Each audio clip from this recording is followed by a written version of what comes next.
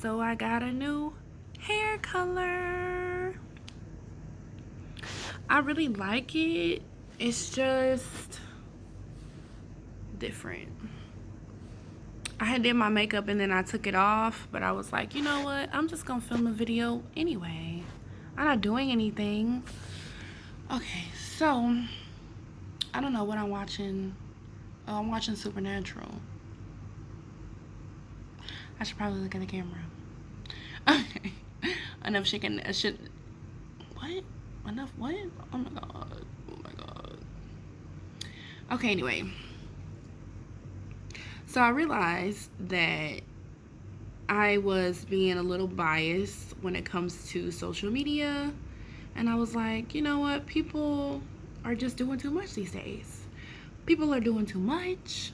People are wanting too much attention. Like, no. Stop. But, you know, in the current state that the world is in now, and people scaling back on, you know, personal and close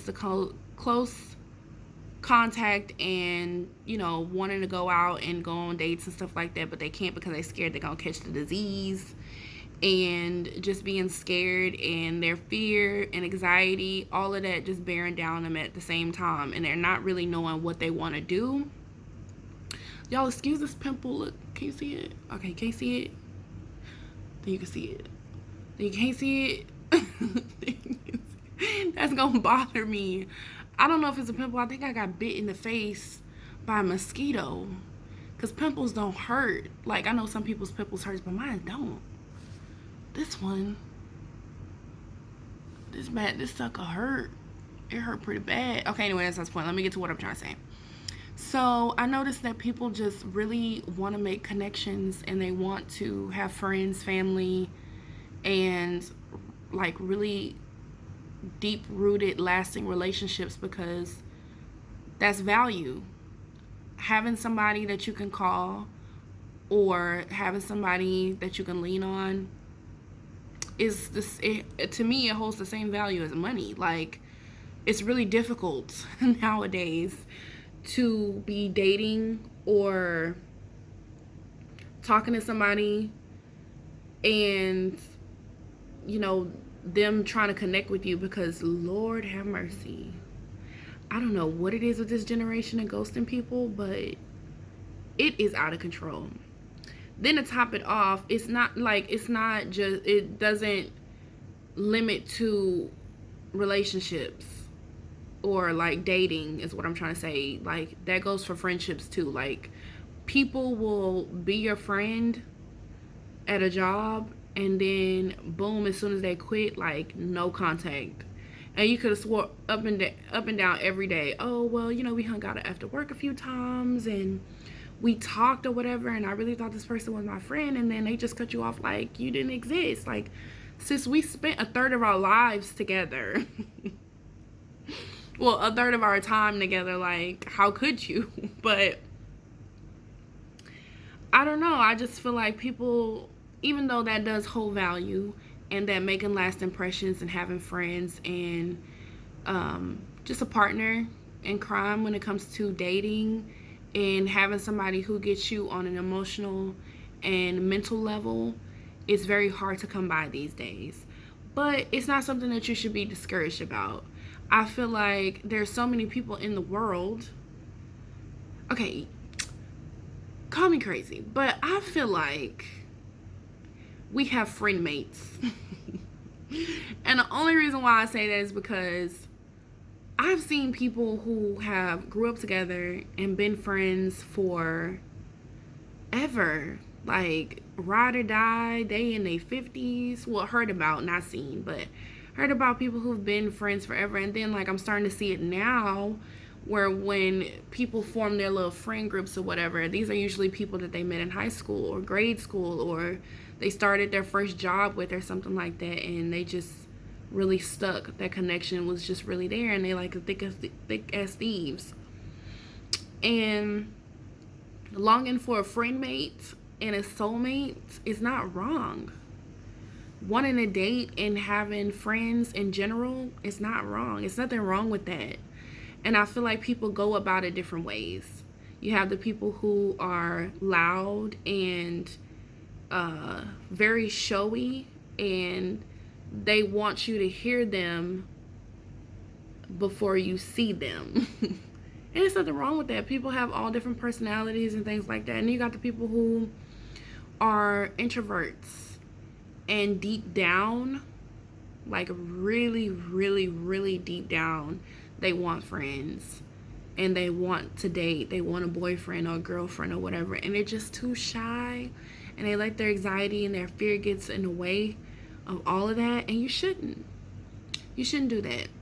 You shouldn't do that. It's not good. It's not good for your mental health, and it's not good for your life in general, because wanting things like that, wanting any type of connection from somebody, is positive. You should go to that party. When your friend or acquaintance texts you to come out and have fun, you should do it. When you feeling sad or down or depressed or whatever it is that you're going through, I feel like people that love you and care about you, at the very least care about you, will get you through most of the toughest things in your life. And yeah, you're supposed to be able to get yourself through things. Okay, people, I hear you now. You should be able to do this by yourself. That's fine. But not everybody's like you, okay? Not everybody can just wake up and shake it off and go and be the best version of themselves. It's ideal, yes. It's ideal. Round of applause to you, sis, because I'm proud of you. But there are others who need just a little extra push. And that push can come from anywhere. And if you want to keep looking for that push, keep looking for the push, because connections, love, care, all that, it's out there. And you should keep trying to find it. You should keep trying to obtain it, but not in an obsessive way, not in a way to where it takes over your life. Like, I just mean, when you're at work or the grocery store and somebody says, how do you say hi back? Or if you're on social media, look, y'all, people don't want to date people on social media. I get it. It's crazy. It's weird, but it's the same thing if you meet somebody in person. Going to the grocery store and somebody do be like, hey, ma, or whatever. I don't know what dudes say any day anymore these days. But it's the same thing as saying hi to them and giving them your number. You don't know them from Adam and Eve. Just like when you're on social media, you don't know dudes, females, none of that. You don't know them. You're just using your blind trust that they're not an ex-murderer or crazy, which is nothing wrong with that. Flip the coin and do you, but it's nothing wrong with that. It really isn't. So make your connections and go out there, make some friends, build you your own support system. First, lay down that foundation of you, because if you start off, and I think that's where a lot of people mess up, if you start off by trying to build connections based off another person, that's not a connection. You have to have the foundation of you to connect with somebody else. You know what I mean? That's how a connection works. So anyway, that's just what's on my mind. And I hope my little tips and little motivation to go out there and live your best life and get you a friend or a pet, or because pets, they be coming through with the connections and making you feel good. I ain't gonna lie. At first, I'm not even gonna go into it, but all I'm gonna say is I was skeptical about the emotional pets, but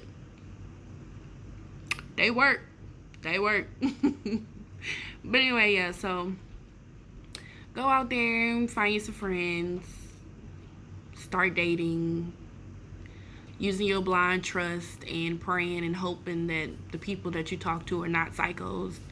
And yeah, so anyway, y'all, I filmed this video so many times.